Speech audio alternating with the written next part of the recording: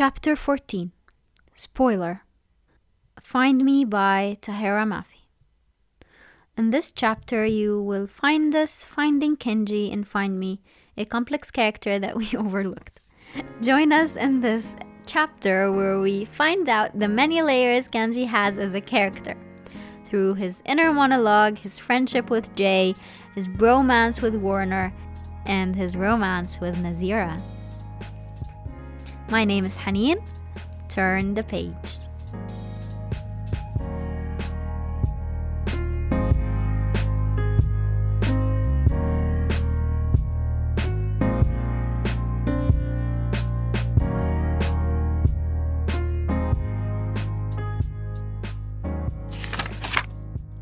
Welcome to another chapter of Between the Pages. My name is Haneen. And my name is Nesma. We are here with Find Me by Taherah Mafi. And today is just a little spoiler episode plus predictions for Imagine Me. Like it's coming out by the end of the month. Yes, 31st of March. Yeah. And we're waiting to read the ebook. Yeah. Yeah, because we want to read it. Fast. Yeah. Fast. And we can't pre-order. No. Because even if we pre-order, it's gonna come a month later. Yeah. It sucks here in Egypt. So, Kenji. Kenji. Mr. Kenji Kishimoto? Something right? like that? Yeah. Kishimoto, yeah. Kishimoto. Okay, so this is the first time for us in Kenji's head with the Shatter Me novella. I read it before Restore Me. Well, we had chapters of Kenji in Defy Me. But they weren't as intense as this novella. Like, we have more emotion and more vulnerability and more, like... Yeah, definitely. Inner monologues than in Defy Me. Defy Me was more the action that was happening. It was more like saving Juliet, yes, or Ella, or whatever. But for me, I read it, like, when it came out before Defy Me. So I guess if someone was going in order... Yeah. They would have had, like, the first insight in Kenji's head. Which is surprising, actually. Like, we got fooled. Like, he fools everyone that he's the fun person, that he's all happy and joking. God, yes. And, like, but on the inside, wow. Seems like there's another layer to Kenji. Yeah. I mean, if we looked more closely, I think we would have seen it. Mm-hmm. But for us, he was just like a bridge. The funny guy. Like, the funny guy. We loved his jokes and the way and his sense of humor, but like we never like we loved him this way and that's it. We didn't look inside. Yeah. I mean, there must have been something that made him this way. Like using jokes to make people feel happy and comfortable all around. And he's like a people pleaser. He wants everyone to feel safe and happy. And safe is such a big word for him. He wants to save everyone from their emotions, from bad things happening, from everything. I know. But I think it's his coping mechanism to be the funny guy. That's what I just wanted to say. Yeah. Yes, his coping mechanism.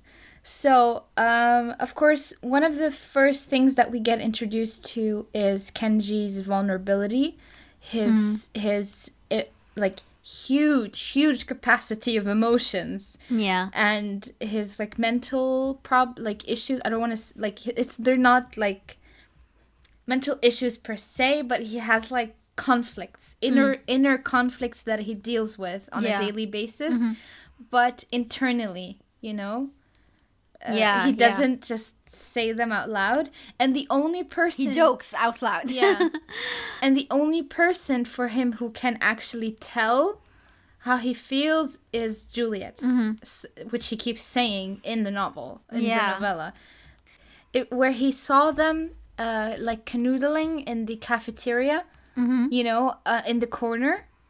and he was like staring at her very harshly, and he's like, just look at me. If you just took a look at me, you'd know I'm not feeling fine. Yeah. You know? Yes. You know those people? And he that's went- something I can relate to very well. Like, I wear my heart on my sleeve. Like, you just Yeah. need to look at my face and you can already tell I'm having a bad day or going through something. And I know it's like, whenever I feel like I need someone to understand what I'm going through, I just need my friends to look at me and they'll know. We'll you know? know. Yes, we'll know. Definitely. So I can really relate to that. But then he went on saying that's why she would make a great leader, because she's all feels or something like that. Yes. And then I was like, is she? You know? Juliet? Yes. I mean, in the previous episode, we've established that Juliet is not a good leader. And not at all. And all this emotions that he said once, he said something else about her emotions. Wait, yeah, Juliet, a girl who eats, sleeps, and breathes emotion. Yes, she does, but it's self-centered, or, you know, it's about her, not about the people. Yes, she cares, of course. Of course. Otherwise, she wouldn't be there. It's more about her than about the country or the world, or, you know. That's not what makes her a great leader, but in comparison to Anderson and their parents and of course. Of course. From that perspective, yeah. I mean, there was this quote, where he went to her cabin. Was that in Reveal Me? Yeah, in Did the he end, go to her? when she looked at him and she was like, "What's wrong?" And he was so happy that she knew. That she knew. Yeah, I want to get that one. Yeah, here, I got it. But in an instant her smile is gone, and when she goes suddenly pale, when her eyes pull together in concern, I feel the tiniest bit better. I know it sounds strange, but there's something reassuring about her reaction. It means that at least something is right with the world. Because I knew that, unlike everyone else, she'd see right away that I wasn't okay, that I'm not okay. No superpowers necessary. And somehow that means everything. Kenji, she says, what's wrong? And it's She so knew beautiful. right away. Yeah. Because they're best friends, they know. Yes. Like... And poor Nazira thought they were in love. Or that he was in love with her. I was so frustrated at her and at Kenji. All his accusations, you know. I know. Let the girl talk. Yes. Let the girl explain herself. She has a reason for everything. Like, yeah. Come on. I know it's very easy to jump to conclusions, but dude, you're doing it very wrong. And there was this kind of cycle as well with his mantra of I'm grateful, and like his therapeutic thing that he does in the beginning. Yes, I'm grateful. He keeps saying that. I'm grateful. And in Shatter Me, he was like,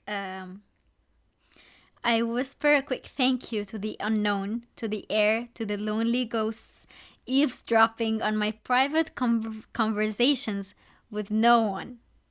Okay? And I thought it was ironic, because in Reveal Me, Nazira was there invisible listening to his conversation of I'm grateful about that. Wow. See? Yeah. Nice. It's like a cycle in a way where like he would like it's ironic, yeah. I think now that I think about it, maybe this is related to his Chinese. He is Chinese, right? Mm-hmm. Or is he Korean? No, he's Japanese. Ah, Salma would freak out. wow. Please don't kill me, Salma. I know you're listening. Okay, he's Japanese. Related to his culture, you know how they believe in spirits and have this thing for praying to certain things and a superstition, you know? They believe in those things, so I think maybe that's related to his culture. They believe as well. yes in spirits, and so it's like kind of like maybe his parents taught him to say like I'm grateful out loud, because that's not a normal thing people do, you know? It's like a prayer for him. I know, like prayer. Make themselves say I'm grateful out loud. Like whenever you think you're grateful, you just say it in your head. You don't say it out loud, especially when you're alone in a room. You know? It's not normal. Or it's or maybe Castle taught him to do that as therapy. Like he was pretty messed up as a child when Castle found him. Yeah. So I think he taught him to do that. I think Castle has his way of dealing with stuff. I don't like Castle. I don't either. There's something so uptight about him. Mm-hmm. I don't know how Kenji became so fun and bubbly around being raised by Castle. I don't. I can't imagine. Yeah. Something. How did he turn out this way? Something is off about him. I know, right? Like at first, I used to picture him as Professor X from X-Men, but then no. Even Professor X has more emotion in him. You know, Castle is more calculating and. Whenever I think of Castle, I don't know, I first had in my head like Dumbledore kind of image, you know, like when we first got to know him, you know. Yeah. But then when I got to know Castle a bit more, they don't really. I just took him Dumbledore as the figure, you know, like when he's like the head of the operation and he wants to protect everyone, and it's like, you know, it was like kind of an image or an idea, not the person itself. Like they have completely different personalities, and I would never compare them, but it was like the idea itself of having Castle is pretty controlling, and he thinks he knows best in everything. He doesn't share information freely at all, even if it's the right thing to do, sharing the information. And I don't know, why are we talking about Castle again? Let's get back to Kenji. Okay, Kenji and Eren, the bromance. Or Warner. Yeah, to him, Warner. Remember when they kept complaining when Juliet kept calling him Eren? Like, who are you talking about? Sorry, Warner. Warner. He was more Eren to me than he's Warner to you or something. Yeah. But I guess their relationship is the most epic bromance I've ever had in a novel. Starting with the panic attack and restore me till, I don't know, reveal me. It's so funny. It's like Warner is this reserved character and Kenji is the upfront and like engaging and everything. Yeah. He's like they're complete opposites. I don't know. They in my head I feel like I've seen this dynamic before somewhere, but I can't remember where.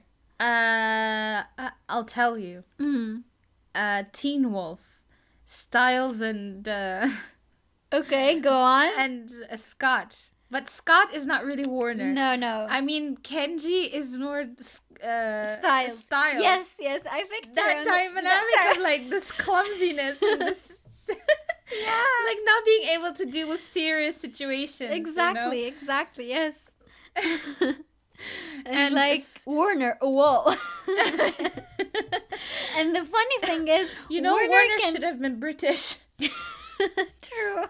I would have made him sexier. Oh my god. And the funny thing is, Warner can like read Kenji's emotions, so it's like Kenji can't fool him with his facade. Yeah. When Warner was like, "You're in love" or something like that, you reek of, I don't know, some hormone. That was funny. I know, he just had to enter a room and Warner already figured out what was happening. Yeah. And when Warner came to get him out of bed or whatever, Kenji was like so concerned about him. Like, even though he didn't want to, but like, he cares about him. Yes. Like, even if it's for Juliet. But I think after the incident with the panic attack, Kenji made it his mission to fix Warner. Yeah. I think at first he was shocked to see Warner that way. Because he referred to the crying incident a couple times, actually. Like, he was obsessed with it, actually. Like, I saw him cry. I saw Warner cry. Okay, so 2 more things I think we talk about. Nazira and James and Adam. Like, yes, they are so off the radar. Yeah. Except with Kenji. He's the only one who thinks about them. Yeah. Like, We even talked about that in the previous episode. Like, how are Adam and James completely off the radar? Like, yeah. I think Taherah Mafi's making it her mission to bring them back again, you know, to make them matter once again. Because she kind of lost the thread with Adam and James. With Adam and James, I think people actually stopped caring, and I'm one of them. Though I want to see more of James and Warner. James and Warner? I want to watch Warner's clumsiness with James again, you know? There was these two moments, one in Ignite Me and one in Restore Me. Yeah. Where, like, James was asking Warner a lot of questions, and Warner was like... And they were, like, afraid that Warner would, like, go ballistic or something. But he was very patient and surprised that he has to explain these stuff to a 10-year-old. And it was so cute. I know, I love that as well. And Kenji's connection with James... I think it's very beautiful. Like he talked about how he sees a lot in James. And the sisters, the twins, even said that he was very attentive and he was always present with James and always motivated him to become better. And I think even though Tahereh Mafi didn't show it, didn't like write scenes where we could see them engage and interact with each other, it's just the fact that she let us have that piece of information. It just lets us see Kenji in a different light, you know, make us see him as a warm and happy person, you know, or a responsible one. We saw him as the joke or whatever, but like him caring about a child gives him more grown-up feel, the fact you know, that men can interact with children, that means something. Because there are guys who can't do it, you know, and it makes them 10 times more attractive, guys who can do stuff with children. Yeah. Like make them laugh or make them like engage or speak with them. Or actually play with them, you know? Oh my god. Yeah. Or play with their toys instead of them. Like, you know, when a guy, when a parent sits with their child and do the puzzle instead of the child. Instead of the child. I'm gonna be that kind of... Like, I'll play with the toys. It's like, I don't have the patience for you to finish this. I'll finish it for you. Yeah. But in this novella, there were so many levels revealed of Kenji, and I think I like it. I really like it. And like, I wanted great job, Tahereh Mafi. Yeah, I wanted him to be a main character. Like, he was main, but no, he was not the side character. I mean, no, he was a side character. Juliet's best friend, you know? It's just... Like, it doesn't give him a role in life of its own, you know? Yeah. But now we have it, and he has Nazira in his life, sort of. We hope. It's weird. It's still very... I mean, they did have a moment before the thing with Emmeline happened. And, like, in the first conversation with them in Shatter Me, the one he reveals that when she sought him after dinner, and, like, he was, I think I'm in love with you. Like, dude, chill. But I love it. I love him. This is what I wanted to refer to as well. Like his the relationship with Nazira and Kenji, it feels so natural. Like this is what happens to people. They blurt out stupid things in the situation, things that make you nervous. You don't think straight. Yeah. Okay? True. Yeah. You say the most dumbest shit ever. You know, it comes out of your mouth without even planning ahead, you know?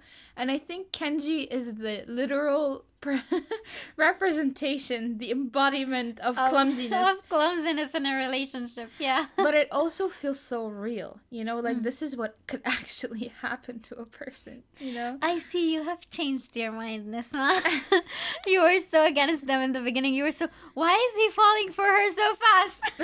But then you read Shatter Me and you see how ready he is to be fine with someone, you know? I love that about him, actually. Like, I mean, to be honest, yes. Now that I have a closer look to his character and the whys and why he is this way, his motivations behind his actions. You know, I always need to know why anyone is doing what they're doing. I can't just have the action. I need the reason for the action. For the action. Okay? Or the objective, if it's a future action or whatever. And once I have that reason, I can analyze that character. You know, I can find the what are they going through? What is making them make this decision? You know, like, okay, this is all based on Kenji's need to find someone, to love someone, because he has this immense capacity to love. Like, the fact that all the people around him have someone, like his kind of father, Castle, like has found his daughter. Juliet has Warner. Even Brandon has Winston, and Lily has Ian. What's his name? Yes, Ian. And Adam and James. Though he lost them. Yeah. And like, he feels so alone, you know. And now that I have this side of him, I can do something with him, you know. Like, I feel like I have this larger dynamic of his character. You know, he's no longer flat. You know, he has. You know, at first he was that easygoing entertainer character. Yes, so yes. Why would you see him falling hard for a girl very quickly as it's one of his whims, you know, it's gonna go away easily. That's exactly how I understand felt. you, but then I read Shatter Me before you, so I have this dynamic to it, you know? Yeah. And it's cool because I think Tahereh Mafi went through the same process. You know, maybe Kenji for her started out this way because at the beginning he's pretty flat. Like, he just appears as the funny guy, you know, like trying to cheer up Juliet. Yeah. But now maybe as the story develops, as an author, you always think, no, I feel like Kenji should deserve more than what I'm giving the readers. Yeah. And I like the development that she's doing, you know. It's very creative, actually. The fact that people just have layers, you know. People are just not funny all the time, you know. People go through stuff in their life. Remember when Juliet stood up to him and she was like, you could have asked him to help you. He's really good at this and this and this, and he could have helped you. And like, yeah, I really didn't like Nazira in that moment. The fact that she didn't trust Kenji. But I mean, that's how she was brought up. I know. But the fact that she keeps looking for excuses instead of apologizing. You know, like, I did it my way and I know it this way. This is the better one. Instead of like going, I'm sorry, Kenji. Like, she said sorry very late. Okay, she said it after he collapsed. Like. Girl, does the guy need to collapse for you to say sorry? Well, she has an armor around her heart. You have to break through it. Oh, my goodness. Here we go again. Yeah. Okay. So, yeah, his obsession with her mouth. It reminded me of a movie that I watched and, like, wow, there was this line that made me, it's, I had a feeling that smile was going to kill me when she actually smiled at him when they were making fun of her brother and shadowing. Anyway, so in Vanilla Sky, Tom Cruise tells Penelope Cruz that that smile is gonna be the end of me. Aww. And it was so romantic. Haneen, you're like, swooning too hard. It's like his heart would give out when she smiles. You're gonna melt the mic with all your swooning. Okay, I'm gonna cool down now. Cool down.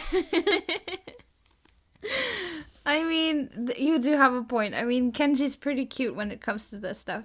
But you can tell that he's still very young, you know? Yeah. He reacts to things very extremely. Yeah. Like, he reacts around her. His body reacts around her. In a very acute way. Whatever. Yeah. But I mean, that makes me think, I want to meet someone and I want them to take the breath out of my chest with, like, how perfect they are, you know? Even if they are not perfect, but, like, I want to look at someone and I'm like, oh, you know? Yes, I know. Oh, anyway. One day, Haneen, one day. There is one thing I wanted to talk about that I took against Kenji, and then I was like, but like, I'll tell you. So there was this line where he said, as if I was that easy to understand, when Nazira was trying to understand what's wrong with him. He's like, am I that shallow? Am I Yeah. that like...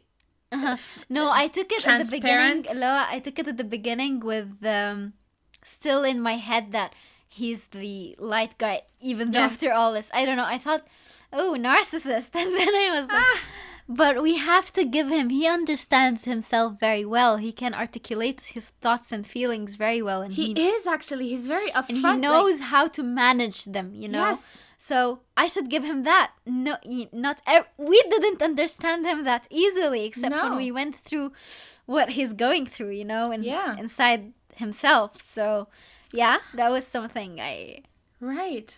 I tripped on. Good eye. Yeah. Yeah. And I mean, there are even a lot of quotes, like the one with Warner's birthday. It's like, wow, I really am an asshole. yeah, but he was panicking so hard. I was I afraid to. know. I saw it coming that he would collapse. I was like, just relax, relax, relax, relax. I know. You know, it was so intense. Like the one with Castle and everyone finding their partner. Castle's got his kid back. My friends have all found their partners. We've lost Adam, lost James, lost everyone else from Omega Point too. It still hits me sometimes, still knocks me over when I forget to bury the feelings deep enough. But I can't keep going like this. I'm falling apart and I don't have the time to fall apart. People need me, depend on me. I have to get my shit together. Poor guy. The he thing feels is, so no one much is pressure. pressuring him to Exactly. to save the day, you know. the But only it's in one- his The nature only- and yeah. core, you know. Yeah, the only one who's pressuring Kenji is Kenji. Yeah. You know, one thing I took against Tahereh Mafi in the writing, there was this line that keeps repeating a lot that annoyed me. It's Oh, the one painfully wide. yeah, with the eyes. Wait. It's like my eyes go. Yeah, here. My eyes go painfully wide.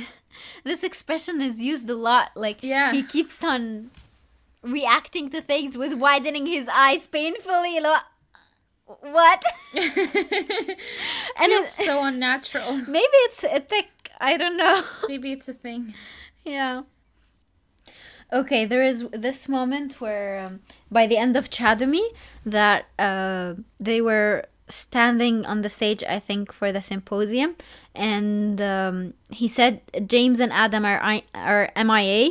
Castle said that Adam doesn't want to participate in anything even remotely hostile anymore.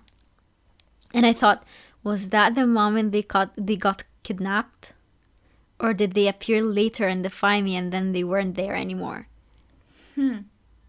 I don't remember, but what if from that moment they didn't see them, you know? What You're right. happened right after the symposium when Kenji woke up? No, he didn't wait. Was he drugged then? No. There is something vague. Okay, did he go to their quarters and didn't find Adam and James, or were they there and refused to leave them? But how did they become at the asylum? There is something vague. Don't go on with me. I think if you remember, it's fine. I'll read the book later again. Yeah. I'll have to read it before Imagine Me, I think. Yeah, I think we do. Yeah. Anyway. Okay. So, Bye-bye.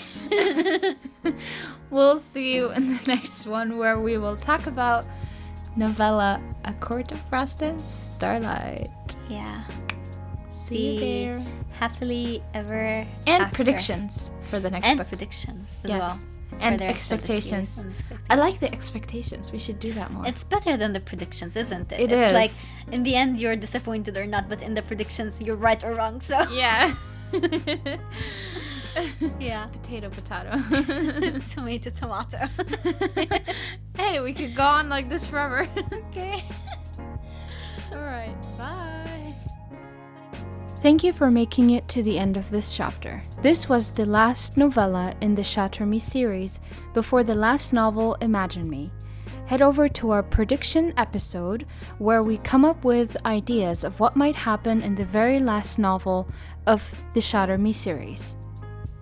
My name is Nesma. Turn the page.